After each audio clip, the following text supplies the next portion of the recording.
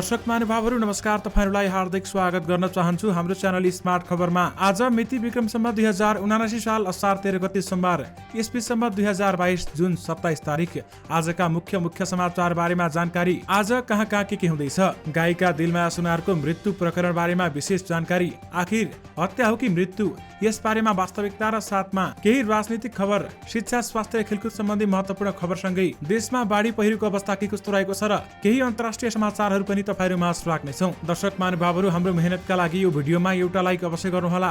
त्यसैगरी यदि तपाईहरुले अहिलेसम्म हाम्रो च्यानल स्मार्ट खबरलाई सब्स्क्राइब गर्नुभएको छैन भने सब्स्क्राइब गर्नुहोला, साथै छेउमा रहेको बेल घण्टीमा क्लिक गरी अलमा क्लिक गर्न पनि नबिर्सिनुहोला। आउनुहोस् दर्शक महानुभावहरू, आजका मुख्य समाचार सुरु गरौं। मुख्य समाचारका शीर्षकहरूबाट। 15 सांसदले गरे संसद बैठक भङ्ग। गायिका दिलमाया सुनार मृत्यु प्रकरण, प्रेमी विरुद्ध ज्वान सम्बन्धी कसुरमा जाहेरी। मन्त्री परिषद पुनर्गठन, एकीकृत समाजवादीका मन्त्री हेरफेर। नवनियुक्त मन्त्रीको शपथ आज बिहान 11 बजे हुने। माधव नेपाल सन्यासी भएर बस्ने हो, मुख छोड्दै हिँड्ने होइन भन्दै योगेश भट्टराईको भनाई। मन्त्रालयको विदाई कार्यक्रममा रामकुमारीको गहभरी आँसु। अस्ट्रेलिया र इजरायलका लागि नेपाली राजदूत नियुक्त। हेटौडा उपमहानगरको बजेट 2 अर्ब 71 करोड। 3 पटक मन्त्री भए, पुरै ह्याङओभर भइसके भन्दै पर्यटन मन्त्री प्रेम आलेले भने। प्रेम आलेको स्वमूल्याङ्कन 90 अङ्क ल्याए। लोकसेवा विधेयक संघीय संसदबाट पारित। वामदेव गौतमले सुरु गरे अलग पार्टीको अभ्यास। पछिल्लो 24 घण्टामा नेपालमा थप 29 जनामा कोरोना संक्रमण पुष्टि, 192 जना सक्रिय संक्रमित। उद्योग वाणिज्य महासंघ र उद्योग परिसंघले बजेटको आलोचना गरेनन् भन्दै नेकपा एमालेका अध्यक्ष केपी शर्मा ओलीले भने। पार्टीको नेताको दबावले नराम्रो मान्छे नियुक्त गर्नु पर्यो भन्दै पर्यटन मन्त्री प्रेम आलेको भनाई। नेपाल एयरलाइन्सले 10 वर्ष व्यावसायिक योजना परिमार्जित गर्ने। हवाई इन्धनको मूल्य नघटाएको प्रति वायुसेवा सञ्चालक संघको आपत्ति। प्रशिक्षक अल्मुतैरीलाई नेपाल फर्काउने इन्फ्राको तयारी। माधव नेपालले सन्यासले हुन्छ भन्दै योगेश भट्टराईको कडा व्यङ्ग्य। रामकुमारी झाँक्री बालटारमा राजीनामा बुझाएर मन्त्रालयबाट विदाई भइन्। कामले गर्दा गल्ती बोल्ने नियत थिएन, समयले मागे फेरि मन्त्री हुन्छु भन्दै पर्यटन मन्त्री प्रेम आलेले भने। ट्राफिक प्रहरीले ट्राफिक मैत्री बोर्ड राख्ने अभियान थाल्यो। समाजवादीबाट फेरि 4 मन्त्री र 1 राज्य मन्त्री। जीवन राम र मेट मणिको इन्ट्री। रवि लामिछानेको प्रष्टीकरण। प्रत्यक्ष निर्वाचित प्रधानमन्त्री प्रणालीमा जाने भनेको होइन। काठमाडौँका मेयर बालेन शाहले थाले फेरि ठूलो कामको योजना। दिलमाया मृत्यु प्रकरण बारेमा सत्य तथ्य के छ, यसबारे पूरै जानकारी। अब सुन्नुहोस् पुरा समाचार। दर्शक महानुभावहरू, लोकदोरी गायिका दिलमाया सुनारको शंकास्पद मृत्यु प्रकरणमा पीडित परिवारले ज्यान सम्बन्धी कसुरमा किटानी जाहेरी दिएको छ।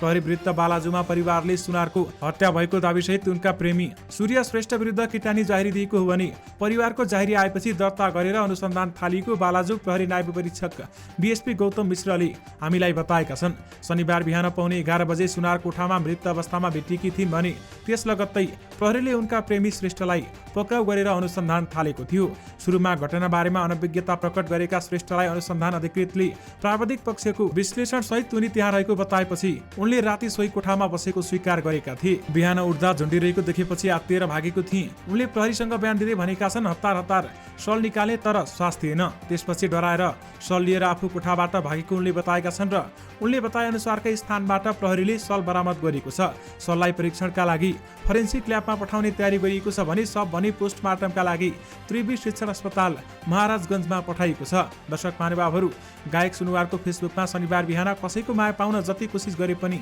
पाउन सकिन, तर पनि हार खाइन। तर अहिले धेरै गाह्रो भयो, म बाँचेर पनि दिनदिनै मर्न सकिन आमा भन्दै स्टाटस पोस्ट भएको थियो। दर्शक महानुभावहरू, स्टाटसमा आफ्नै इच्छाले यो कदम उचालेको भन्दै कसैलाई दोष नभएको भनिएको थियो। कसैले खोजीनिधि पनि नगर्नु र पोस्टमार्टम पनि नगर्नु स्टाटसमा भनिएको छ। पीडित पक्षले स्टाटसमा पनि शंका गरेको छ। बीएसपी मिश्र चाहिँ स्टाटस बारेमा पनि छानबिन भइरहेको बताउँछन्। दर्शक महानुभावहरू, प्रहरीका अनुसार सुनुवारको मोबाइल अहिलेसम्म अथवा यो समाचार बनाउँदासम्म बरामद नहुनुले पनि शंका बढाएको छ भनेर बताउँछन्। कोठामा सबैतिर चर्चा गरिसक्यौं, मोबाइल भेटिएको छैन, एक अनुसन्धान अधिकृत भन्छन्। श्रेष्ठले सल मात्र लगेको भनेका छन्। सुनारको शवमा घाँटी बाहेक अन्यत्र मार्क देखिएको छैन। श्रेष्ठले पनि घटनास्थलमा आफ्नो उपस्थिति स्वीकारे पनि उनले आत्महत्या गरेको दाबी भने गरेका छन्। त्यसैले प्रहरीले पोस्टमार्टम रिपोर्ट कुरिरहेको छ। बीएसपी मिश्र भन्छन्, अहिले ज्यान सम्बन्धी कसुरमा जाहेरी आएको छ। भोलि अनुसन्धानबाट देखिए अनुसार प्रहरी प्रतिवेदन बनाएर मुद्दा अघि लैजान्छौं भन्दै बताइएको छ। विशेष गरी गायिका सुनार मृत्यु प्रकरणमा प्रेमी विरुद्ध ज्यान सम्बन्धी कसुरमा जाहेरी दिएको छ र गायिका सुनारको हत्या भएको भन्ने सम्पूर्ण कलाकारले भनी दावी गरेका छन्। दर्शक महानुभावहरू, यस बारेमा तपाईँहरूको धारणा के छ? यस केसमा के हुन सक्छ? यस बारेमा तपाईँहरूको आफ्नो धारणा हामीलाई यो भिडियोको कमेन्ट बक्स मार्फत बताउन भनी नबिर्सनुहोला।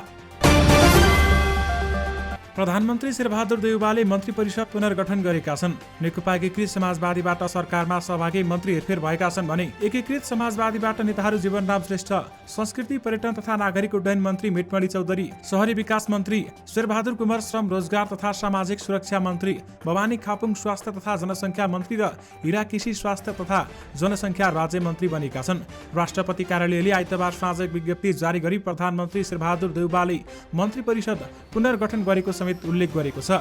नेकपा एकीकृत समाजवादीले 22 डेटमा मन्त्रीहरू फिर्ता बोलाएर सरकारमा नयाँ मन्त्रीहरूलाई पठाउने निर्णय गरेको थियो। त्यसै दिन मन्त्री बन्ने नेताहरूको नाम प्रधानमन्त्रीलाई बुझाए पनि मन्त्री परिषद 22 दिनपछि पुनर्गठन भएको हो। संसदमा आगामी आर्थिक वर्ष 2079-80 को बजेटमाथि छलफल चलिरहेका बेलामा मन्त्रीहरूको जवाफ नदिई हेरफेर गर्नु उचित नहुने भन्दै मन्त्री हेरफेर रोकिएको थियो।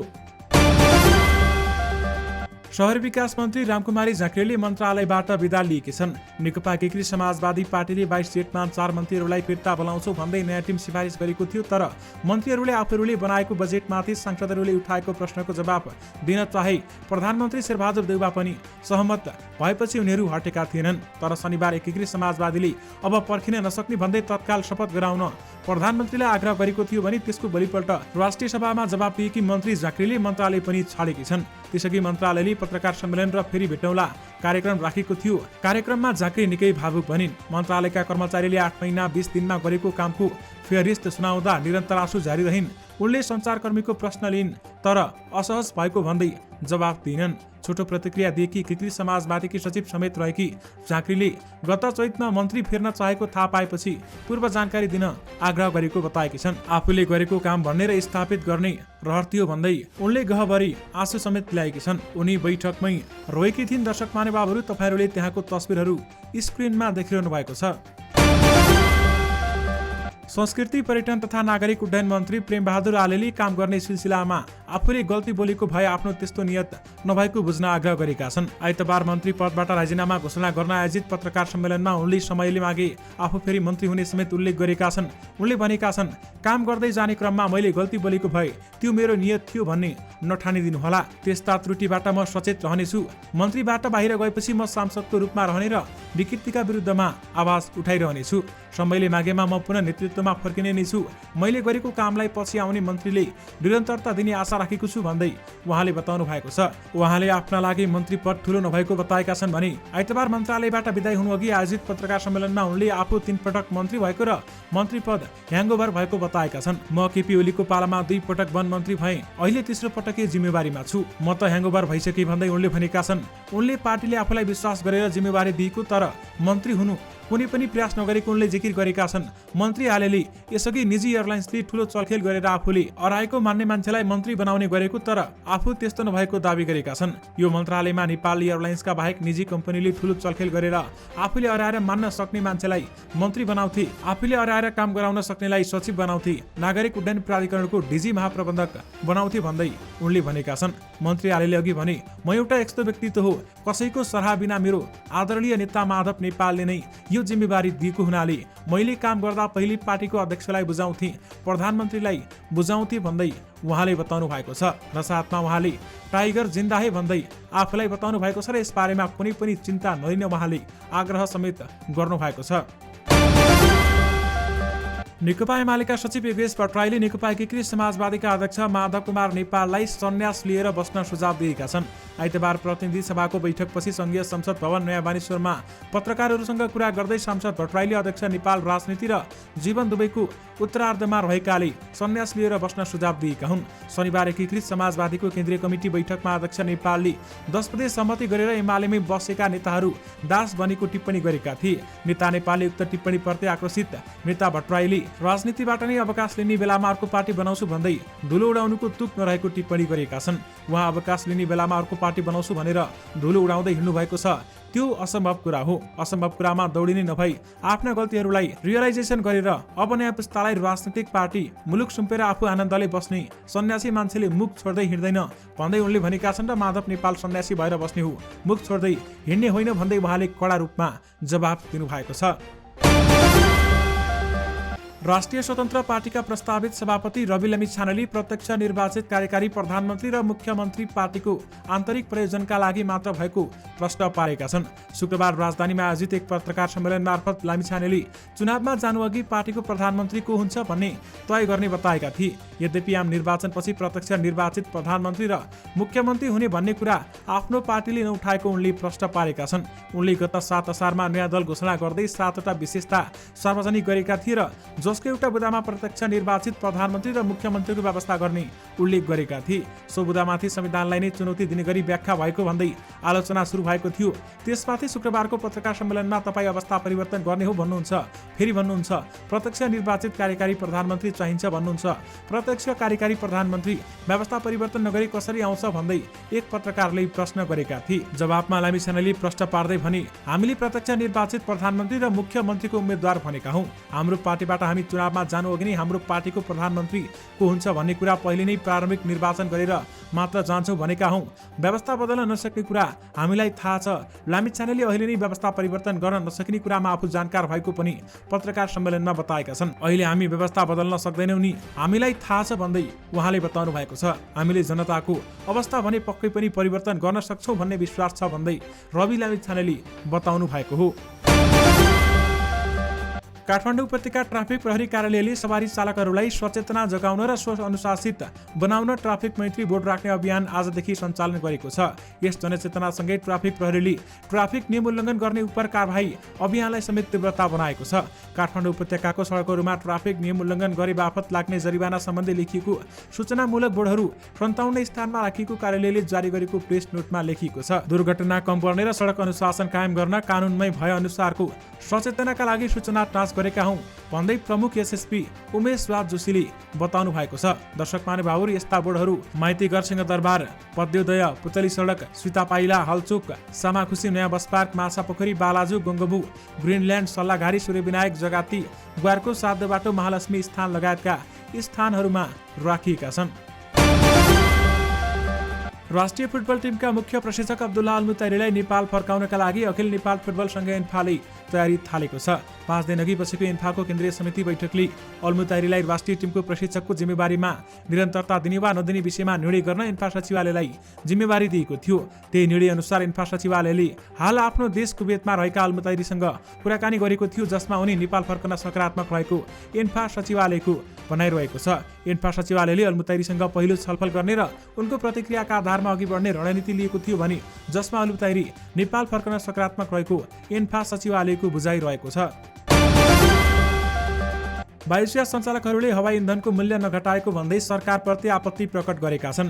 नेपाल आयल निगमले पेट्रोल र डिजेल तथा मट्टीतेलको मूल्यमा भारी कटौती गरेको छ, तर हवाई इन्धनमा उच्च नाफा राखिरहेपछि वायुसेना सञ्चालक संघले एक विज्ञप्ति जारी गर्दै विरोध जनाएको हो। यसबाट हवाई यात्रा महँगो पर्न जाने र पर्यटन क्षेत्र नै प्रभावित हुने संघको भनाइरहेको छ। विदेशी पर्यटक नआउँदा वायुसेना कम्पनीले न्यूनतम मूल्यमा नेपाली यात्रुहरूलाई सेवा दिएको स्मरण गराउँदै संघले ध्यानाकर्षण गराएको हो भने संघका प्रवक्ता युवराज कणेलका अनुसार हवाई सेवा सञ्चालनमा 40% खर्च इन्धनको हुन्छ। संघले हवाई इन्धनमा 10 रुपैयाँ मात्र नाफा राखेर बिक्री गर्न समेत आह्वान गरेको छ। संस्कृति, पर्यटन तथा नागरिक उड्डयन मन्त्री प्रेम आलेले पार्टीका नेताको प्रेसरले नियुक्तिमा नराम्रा मान्छेलाई पनि नियुक्ति दिनु परेको बताएका छन्। राजीनामापछि आइतबार पर्यटन मन्त्रालयमा आयोजित पत्रकार सम्मेलनमा बोल्दै कतिपय काम आफूले चाहेर पनि गर्न नसकेको उहाँले स्पष्टीकरण दिनुभएको छ। उनले भनेका छन्, पार्टीका नेताको प्रेसरले नराम्रो मान्छे नियुक्ति गर्नु पर्यो, बिस्तारै सच्याउँदै गएको थिए। उनले कसलाई कुन नेताको दबावमा कहाँ नियुक्त गरिएको भन्ने खुलाएनन्। उनले नेपाल वायुसेना निगमका युवराज अधिकारीलाई नियुक्त गरेका थिए। आलेले अश्लील गालीगलौज गरेको अडियो सार्वजनिक भएपछि अधिकारीलाई सरकारले निलम्बन समेत गरेको थियो। नेकपा एमालेका अध्यक्ष केपी शर्मा ओलीले उद्योगी व्यवसायीको ढाड सेक्ने गरी सरकारले बजेट ल्याउँदा पनि नेपाल उद्योग वाणिज्य महासंघ, नेपाल उद्योग परिसंघ लगायतका संगठनहरूले बजेटको आलोचना र विरोध गर्न नसकेको भन्दै आलोचना गरेका छन्। पार्टीको उद्योग वाणिज्य तथा आपूर्ति विभागको पहिलो बैठक अघि सो विभागका प्रमुख लगायतलाई सदस्यहरूलाई निर्देशनात्मक सम्बोधन गर्दै उद्योग वाणिज्य क्षेत्रका सरकारका गलत कदमको आलोचना गर्नुपर्ने बताएका छन्। बजेटमा एकदम बेठिक ढंगका क्रियाकलाप भएका छन् भने ती कुराको उद्योगी व्यवसायको हकहितमा खुलेका संगठनले आलोचना गर्नुपर्छ भन्दै उहाँले बताउनु भएको छ। तत्कालीन नेपाल कम्युनिस्ट पार्टी नेकपा विभाजन भएपछि कुनै पनि समूहमा नलागेका नेता वामदेव गौतमले आफ्नै नेतृत्वमा अलग पार्टीको अभ्यास सुरु गरेका छन्। शनिबार ललितपुरको धोबीघाटमा राष्ट्रिय सम्मेलनको उद्घाटन गरेका गौतमले आइतबार चन्द्रागिरीमा केन्द्रीय समिति बैठक राखेका छन्। यो बैठकले 71 सदस्यीय केन्द्रीय समिति, केन्द्रीय पदाधिकारी, प्रदेश जिल्लादेखि स्थानीय तहसम्म पार्टी संरचना निर्माणको थालनी गर्ने गौतम निकट एक नेताले बताएका छन्। धोबीघाटमै पदाधिकारी घोषणा गर्ने तयारी थियो, तर छलफल गर्न चन्द्रागिरीमा बैठक राखिएको भन्दै ती नेताले भनेका छन् र साथमा वामदेव गौतमले अलग पार्टीको अभ्यास पनि सुरु गरेका छन्। संघीय संसदले लोकसेवा आयोग सम्बन्धी विधेयक पारित गरेको छ। 25 भदौ 2076 मा प्रतिनिधि सभामा पेश भएको यो विधेयक प्रतिनिधि सभाबाट 9 असार 2077 मै पारित भएको थियो। प्रतिनिधि सभाबाट पारित भएर गएको यो विधेयकलाई राष्ट्रिय सभाले 28 भदौ 2078 मा पारित गरेको थियो। आइतबार प्रतिनिधि सभाले राष्ट्रिय सभाले संशोधन सहित पारित गरेको विधेयकलाई स्वीकार गरेको हो भने प्रतिनिधि सभामा उत्पत्ति पेश भएको विधेयकलाई पारित गरेर पठाएको भए पनि राष्ट्रिय सभाले गरेको संशोधनलाई प्रतिनिधि सभाले फेरि स्वीकार गर्नुपर्ने कानुनी व्यवस्था रहेको छ। यही व्यवस्था अनुसार आइतबार प्रतिनिधि सभाको बैठकले राष्ट्रिय सभाले गरेको संशोधनलाई स्वीकार गरेको हो। विशेष गरी लोकसेवा विधेयक संसदबाट पारित गरिएको छ। पछिल्लो 24 घण्टामा नेपालमा थप 29 जनामा कोरोना भाइरस कोभिड-19 को संक्रमण पुष्टि भएको छ भने कसैको पनि मृत्यु भएको छैन। स्वास्थ्य तथा जनसङ्ख्या मन्त्रालयका अनुसार 1077 जनाको पीसीआर परीक्षणमा 21 जना र 653 जनाको एन्टिजन परीक्षणमा 8 जना गरी 29 जनामा कोरोना संक्रमण पुष्टि भएको हो। पछिल्लो 24 घण्टामा कोरोनाबाट 17 जना निको भएका छन् भने हाल देशभर 192 जना सक्रिय संक्रमित रहेका छन्, जसमध्ये 186 जना होम आइसोलेसनमा रहेका छन् भने 6 जना संस्थागत आइसोलेसनमा र 3 जना आइसियुमा रहेका छन्। आज थपिसँगै नेपालमा कोरोना संक्रमितको कुल संख्या 11,19,965 पुगेको छ। नवनियुक्त मन्त्रीहरूको शपथ आज बिहान 11 बजे हुने भएको छ। राष्ट्रपति कार्यालय स्रोतले 11 बजेका लागि शपथको तयारी भएको जानकारी दिएको छ भने प्रधानमन्त्री शेरबहादुर देउवाले नेकपा एकीकृत समाजवादीबाट नियुक्त भएका मन्त्रीको हेरफेर गरेका थिए। जस अनुसार एकीकृत समाजवादीबाट जीवनराम श्रेष्ठ, संस्कृति पर्यटन तथा नागरिक उड्डयन मन्त्री मितमणि चौधरी, शहरी विकास मन्त्री शेरबहादुर कुमार, श्रम रोजगार तथा सामाजिक सुरक्षा मन्त्री भवानी खापुङ, स्वास्थ्य तथा जनसङ्ख्या मन्त्री र हिरा केसी स्वास्थ्य तथा जनसङ्ख्या राज्य मन्त्री बनेका छन्। झण्डै 2 वर्ष अघि प्रतिनिधि सभामा कानुन निर्माणमा जुटेको छ, तर आइतबार सांसदहरू हाजिर गरेर हिँडेका कारण नीति अनुसन्धान प्रतिष्ठान विधेयक 2076 अघि बढाउने क्रममा कोरम नै पुगेन। आइतबार दिउँसो सभामुख अग्निप्रसाद सापकोटाले विधेयकमाथि विचार गरिस् भन्ने प्रस्ताव निर्णयार्थ प्रस्तुत गरे। प्रस्तावको पक्षमा हुनेहरूले हुन्छ र विपक्षमा हुनेहरूले हुन्न भन्न आग्रह गर्दै प्रस्ताव निर्णयार्थ पनि पेश गरेका थिए। बैठकमा उपस्थित सांसदहरूले हुन्छ भनेका छन् भने हुन्न भन्ने सांसदहरू देखिएनन्। सभामुख सापकोटा प्रस्ताव पारित भएको घोषणा गर्नेतिर लागे, हुन्न भन्ने आवाज सुनिएन। तसर्थ नीति अनुसन्धान प्रतिष्ठान विधेयक 2076 माथि यसपालि भने सभामुख रोकिए। सांसदहरू भएतिर हेरे। प्रमुख प्रतिपक्षी दल नेकपा एमालेका सांसद झपट राहुल माइकतिर समातेर उभिएर बोल्नका लागि समय मागिरहेका थिए। दर्शक महानुभावहरू झण्डै 125 जना सांसदहरूले संसद बैठक बङ्क गरेका छन्, यानि कि संसद बैठकमा 125 जना सांसदहरू थिएनन्। अस्ट्रेलियाका लागि आवासीय राजदूतमा कैलाश राज पोखरेल र इजरायलका लागि नेपालको आवासीय राजदूतमा कान्ता रिजाल नियुक्त भएका छन्। सरकारको सिफारिसमा राष्ट्रपति विद्यादेवी भण्डारीले आइतबार पोखरेल र रिजाललाई राजदूतमा नियुक्त गरेकी हुन् भने संविधानको धारा 282 को उपधारा 1 बमोजिम मन्त्री परिषदको सिफारिसमा पोखरेल र रिजाललाई राजदूत नियुक्त गरेको राष्ट्रपति कार्यालयले जानकारी दिएको छ। हेटौँडा उपमहानगरपालिकाले आगामी आर्थिक वर्षको नीति तथा कार्यक्रम बजेट सार्वजनिक गरेको छ। नेकपा एमालेको बहिष्कारका कारण 10 असारमा बजेट ल्याउन नसकेको उपमहानगरले आइतबार 11औं नगरसभाको दोस्रो बैठकमा 2 अर्ब 71 करोड 79 लाख रुपियाँ बराबरको बजेट सार्वजनिक गरेको हो। उपमेयर राजेश बानिएका अनुसार पूर्वाधार विकासतर्फ 1 अर्ब 8 करोड 42 लाख, आर्थिक विकासतर्फ 19 करोड 79 लाख, सामाजिक विकासतर्फ 66 करोड 15 लाख, स्वास्थ्यतर्फ 9 करोड 53 लाख सँगै अन्य कुरा क्षेत्रहरूमा पनि राखेको छ। विशेष गरी हेटौडा उपमहानगरको बजेट 2 अर्ब 71 करोड रहेको छ। नेपाल एयरलाइन्सले 10 वर्षे व्यावसायिक योजना परिमार्जन गर्ने भएको छ। निगमका नवनियुक्त महाप्रबन्धक दिपु ज्वारचनका अनुसार निगम व्यवस्थापनबाट तत्कालको हवाई बजारलाई मध्यनजर गर्दै 10 वर्षे 2021 देखि 2030 एकीकृत व्यावसायिक योजनाको समीक्षा र आवश्यक परिमार्जन गर्ने निर्णय गरिएको हो। दर्शक महानुभावहरू, यो सँगै तपाईँहरूमा आजका सबै मुख्य समाचारहरू राखिसकेका छौँ। फेरि पनि तपाईँहरूमा नयाँ रिपोर्टहरूको साथमा उपस्थित हुने नै छौँ। अहिलेलाई भने मलाई बिदा दिनुहोस्। नमस्कार।